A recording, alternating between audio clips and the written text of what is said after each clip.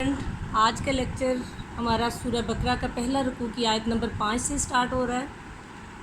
اولئک علی ھدی من ربہم واولئک ھم المفلحون، یہی وہ لوگ ہیں جو اپنے رب کی طرف سے ہدایت پر ہیں اور یہی لوگ فلاح پانے والے ہیں۔ یعنی اللہ کے نیک بندے جو مدرجہ والا صفات کے حامل ہوتے ہیں، جیسے کہ ہم نے پہلے پڑھا کہ وہ آخرت پر یقین رکھتے ہیں، اللہ پر ایمان رکھتے ہیں، فرشتوں پر ایمان رکھتے ہیں، انبیاء پر ایمان رکھتے ہیں، اس کی آسمانی کتابوں پر ایمان رکھتے ہیں، تو ایسے ہی لوگ جو ہیں اللہ کی طرف سے بھیجی گئی ہدایات پر عمل پیرا ہوتے ہیں۔ ایسے ہی لوگوں کو اللہ تعالیٰ قلبی اور نور اور بصیرت عطا کرتا ہے، اور ان کے دل جو ہیں وہ سکون،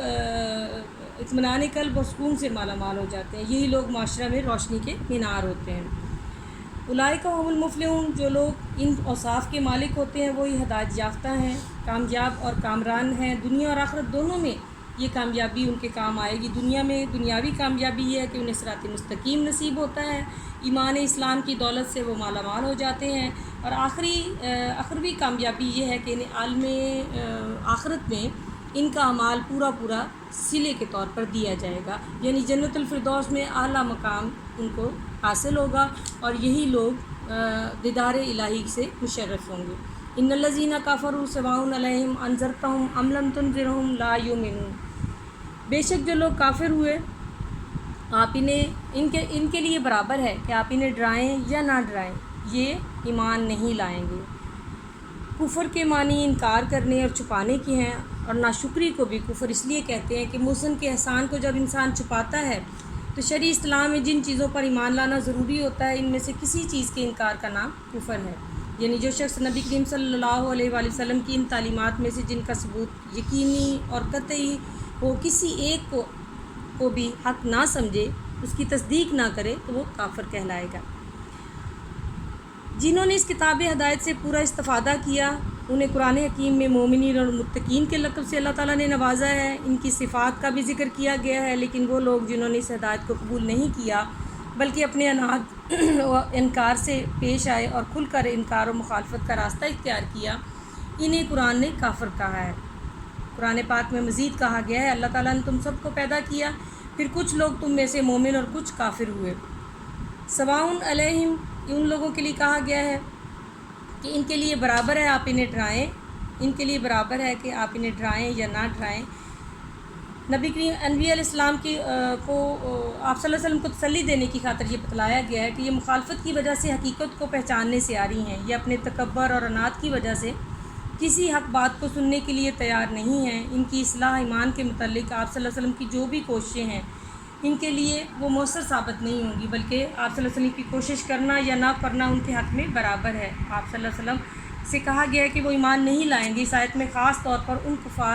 خاص کفار کا ذکر کیا گیا، جیسے ابو جہل ہو گئے، ابو لہب ہو گئے، اور امیہ بن حلف وغیرہ، ایسے لوگوں کے بارے میں بتایا گیا ہے کہ یہ اس قدر آگے نکل گئے ہیں کہ ان کے ایسے ہی لوگوں کے بارے میں کہا گیا ہے کہ ان کے دل پر، ان کے کانوں پر مہر لگا دی ہے، ان کی آنکھوں پر پردہ ڈال دیا گیا ہے۔ یہ اپنے برے اعمال میں اس قدر آگے بڑھ گئے ہیں کہ اللہ تعالیٰ نے ان کو ان کے حال پر چھوڑ دیا گیا ہے، اب یہ پلٹنے والے نہیں ہیں۔ ختم اللہ علی قلوبہم وعلی سمعہم وعلی ابصارہم غشاوۃ ولہم عذاب عظیم، اللہ نے ان کے دلوں اور کانوں پر مہر لگا دی ہے، ان کی آنکھوں پر پردہ ہے، اور ان کے لیے بڑا عذاب ہے۔ اب جب کوئی انسان باطل عقیدہ اور گناہ کرنے اور مخالفت میں حد سے زیادہ بڑھ جاتا ہے کہ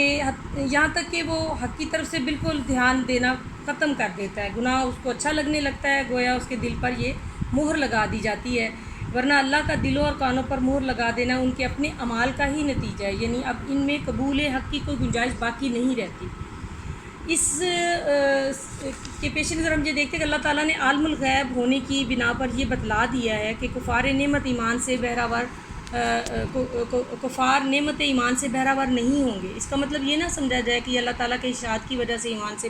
محروم ہو جائیں گے، یا اللہ تعالیٰ نے ان کے دلوں پر چونکہ مہر لگا دی ہے اور اس وجہ سے وہ اس سے محروم ہے، یہ ان کے اعمال ہی کا نتیجہ ہے کہ اللہ تعالیٰ نے ان کے دلوں کو سیاہ کر دیا ہے۔ جب انسان کوئی گناہ کرتا ہے تو اس کے قلب پر ایک سیاہ نقطہ لگ جاتا ہے، اس طرح سفید کپڑے پر جیسے ایک سیاہ نقطہ انسان کو ناگوار نظر آتا ہے، پہلے نقطے سے کچھ پریشان ہوتا ہے، لیکن جب وہ دوبارہ اسی طرح کا گناہ کرتا ہے تو پھر دوسرا نقطہ لگ جاتا ہے، اسی طرح سے اس کے گناہ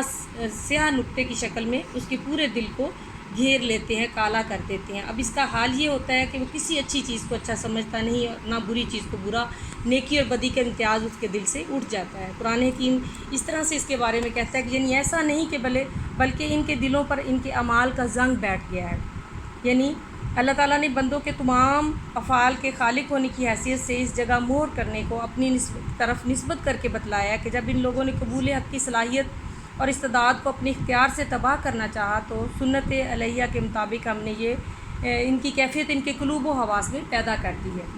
تو ہم عام اس مہر لگنے کے بارے میں مہر لگنے کی کیفیت کا تجربہ ہر اس مبلغ، واعظ اور مصلح کو ہوگا جسے کبھی تبلیغ اور اصلاح کا کام کرنے کا اتفاق ہوا ہوگا کہ جب کوئی شخص کسی مبلغ کے پیش کردہ طریقے کو جانچنے کے بعد رد کر دیتا ہے تو اس کا ذہن کچھ اس طرح مخالف سمت میں چل پڑتا ہے کہ پھر مبلغ کی بات سمجھ میں نہیں آتی۔ اس دعوت کے لیے اس کے کان بہرے، اس کے طریقے تبلیغ کی خوبیوں کے لیے اس کی آنکھیں اندھی ہو جاتی ہیں۔ واضح طور پر یہ محسوس ہوتا ہے کہ فی الواقعہ اس کے دل پر مہر لگی ہوئی ہے اور اس کی آنکھوں پر غیشابتم اور اس کی آنکھوں پر پردہ ہے۔ اب آنکھوں پر پردہ، اس میں حکمت یہ ہے کہ دلوں میں آنے والا کوئی بھی مضمون یا فکر و خیال کسی ایک سمت سے نہیں آتا، ہر سمت سے اس کے کانوں میں، پیچھے سے، آگے سے، سائڈ سے، ہر سمت سے اس میں داخل ہو سکتا ہے۔ اس کی بندش اور رکاوٹ اس وقت ہی ہو سکتی ہے جب ان پر مہر لگا دی جائے۔ آنکھوں کا یہ ہے کہ اس کا دیکھنے کا سامنے جو ہے، اس کی سمت جو ہے وہ سامنے سے ہوتی ہے۔ جب سامنے پردہ پڑ جائے تو آنکھوں کا ادراک ختم ہو جاتا ہے۔ عذاب العظیم کفار کے اس ہٹ درمی مخالفت کا قبول حق سے انکار اور عناد کی وجہ سے اسے سخت سزا کے عذاب سے دوچار ہونا پڑے گا۔ اس سلسلے میں کفار کی سزا کو دو اقسام میں بیان کیا گیا ہے، دنیاوی سزا اور اخروی سزا۔ دنیاوی سزا یہ ہے کہ اصلاح حال کی توفیق جو ہے ان سے سلب کر لی جاتی ہے، انسان آخرت کے حساب اور کتاب سے بے فکر ہو جاتا ہے، نافرمانی اور گناہ میں پڑتا چلا جاتا ہے، برائی کا احساس بھی اس کے دل سے ختم ہو جاتا ہے اور اس طرح سے دنیاوی دولت اور جہاں و حشمت جو ہے اس کے باوجود اطمینان و سکون قلب سے محروم ہو جاتا ہے۔ آخرت میں اللہ تعالیٰ نے ایسے لوگوں کے لیے نہایت سخت عذاب کی خبر دی ہے۔ قرآن و حدیث میں آخرت کے بہت سے عذاب بیان کیے گئے ہیں، مثلاً موت کے وقت کا عذاب، قبر کا عذاب، میدان حشر کی پریشانی اور اس کے بعد پھر دوزخ میں ہمیشہ ہمیشہ کے لیے پڑے رہنا، ایسے لوگوں کو کہا گیا ہے۔ اب دوسرا رکوع آپ کا شروع ہو رہا ہے آیت نمبر وَمِنَ النَّاسِ مَن يَقُولُ آمَنَّا بِاللَّهِ وَالْيَوْمِ الْآخِرِ وَمَا هُمْ بِمُؤْمِنِينَ، اور لوگوں میں سے بعض ایسے بھی ہیں جو کہتے ہیں کہ ہم ایمان رکھتے ہیں اللہ پر، یوم آخرت پر، حالانکہ وہ ایمان والے نہیں ہیں۔ اب یہ مختلف نشانیاں ہیں منافقین کی کہ وہ منافقین زبان سے اللہ اور آخرت پر ایمان لانے کا اظہار کرتے ہیں لیکن دل ایمان سے خالی ہوتے ہیں۔ تو ایسے لوگوں کے لیے اللہ تعالیٰ نے کھلم کھلا اس بات کا انکشاف فرما دیا ہے کہ یہ لوگ ایمان والے نہیں ہیں، یہ محض دنیاوی فائدے کی خاطر یہ دعویٰ کرتے ہیں۔ یہ لوگ اپنے دعویٰ ایمانی میں دروغ گوئی سے کام لیتے ہیں۔ قرآن پاک میں سورہ المنافقون میں فرمایا گیا ہے، اے اللہ کے رسول، جب منافق تمہارے پاس آتے ہیں تو کہتے ہیں کہ ہم گواہی دیتے ہیں کہ آپ اللہ کے رسول ہیں۔ اللہ تعالیٰ جانتا ہے کہ آپ صلی اللہ علیہ وسلم واقعی اللہ کے رسول ہیں اور اللہ تعالیٰ گواہی دیتا ہے کہ منافق یقیناً جھوٹے ہیں، یعنی آپ صلی اللہ علیہ وسلم آپ صلی اللہ علیہ وسلم کو اللہ کا رسول نہیں سمجھتے۔ یخادعون اللہ والذین آمنوا وما یخدعون الا انفسهم وما یشعرون، وہ لوگ اللہ کو اور ایمان والوں کو دھوکہ دیتے ہیں اور وہ سوائے اپنے آپ کے اور کسی کو دھوکہ نہیں دیتے۔ اب منافقین جب یہ کہتے ہیں کہ اللہ اور مومنین کو وہ دھوکہ دیتے ہیں، یعنی یہ لوگ ایمان کے غلط دعوے اللہ تعالیٰ اور مومنوں کو دھوکہ دینے کی نیت سے کرتے ہیں۔ منافق اپنے رویے سے یہ ظاہر کرتا ہے کہ مسلمانوں کا حامی اور مددگار ہے، لیکن اس کے دل مسلمانوں کے خلاف حسد کی آگ میں جل رہے ہوتے ہیں۔ اپنی اس منافقانہ چالوں کی وجہ سے وہ مسلمانوں کو دھوکے میں مبتلا رکھتے ہیں۔ اللہ تعالیٰ چونکہ علیم و خبیر ہے، ان کی دلوں کے بھید جانتے ہیں، جو کچھ وہ چھپاتے ہیں، جو ظاہر کرتے ہیں، اللہ تعالیٰ سب کچھ جانتے ہیں اور ان سے کوئی بھی علم چھپا ہوا نہیں ہے، گویا کہ وہ اللہ اور مومنین کو نہیں بلکہ اپنے آپ کو دھوکہ دے رہے ہیں اور اس بات کا وہ شعور نہیں رکھتے۔ فی قلوبہم مرض فزادہم اللہ مرضا ولہم عذاب علیم بما کانوا یکذبون، ان کے دلوں میں بیماری ہے پس اللہ نے ان کی بیماری کو زیادہ کر دیا ہے اور ان کے لیے دردناک عذاب ہے اس لیے کہ وہ جھوٹ بولتے تھے۔ منافقین جو ہیں ان کی کارستانیوں کا سبب ان کے دلوں کا مرض ہوتا ہے، ان کا یہ گھناؤنا کردار ان کے دلوں کی کھوٹ کی غمازی کرتا ہے۔ نبی کریم صلی اللہ علیہ وسلم نے فرمایا، بے شک جسم میں ایک گوشت کا لوتھڑا ہے، جب وہ سنور جاتا ہے تو سارا جسم سنور جاتا ہے اور جب وہ بگڑ جاتا ہے تو سارا جسم بگڑ جاتا ہے، جان لو کہ وہ گوشت کا لوتھڑا دل ہے۔ اب منافقین کو عذاب علیم کی نوید سنائی گئی ہے۔ منافقین کو دنیا اور آخرت میں جو سزائیں دی جائیں گی ان کے مرض میں دنیا میں ان کے مرض میں دل کے مرض میں اضافہ کر دیا گیا ہے، یعنی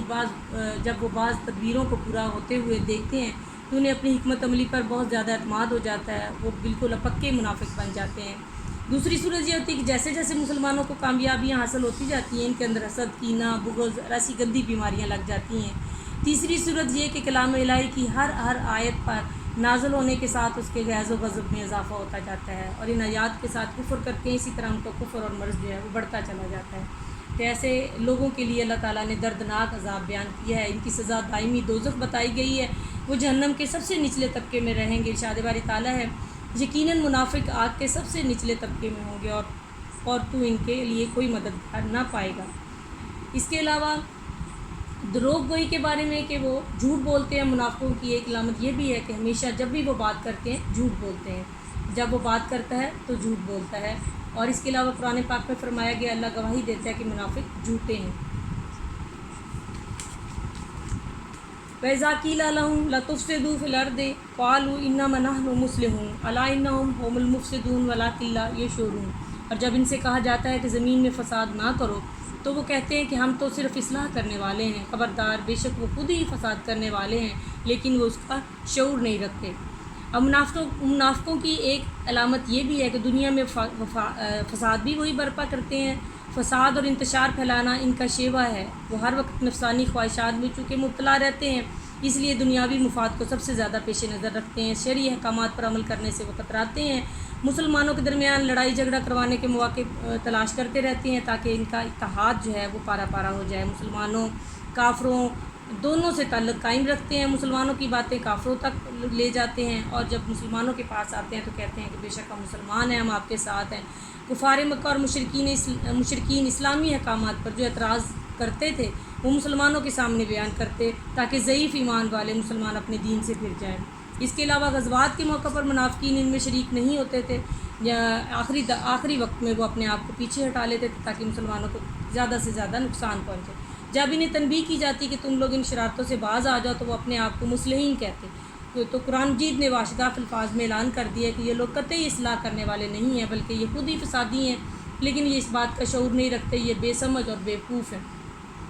وَإِذَا قِيلَ لَهُمْ آمَنُوا كَمَا آمَنَ النَّاسُ قَالُوا أَنُؤْمِنُ كَمَا آمَنَ السُّفَهَاءُ أَلَا إِنَّهُمْ هُمُ السُّفَهَاءُ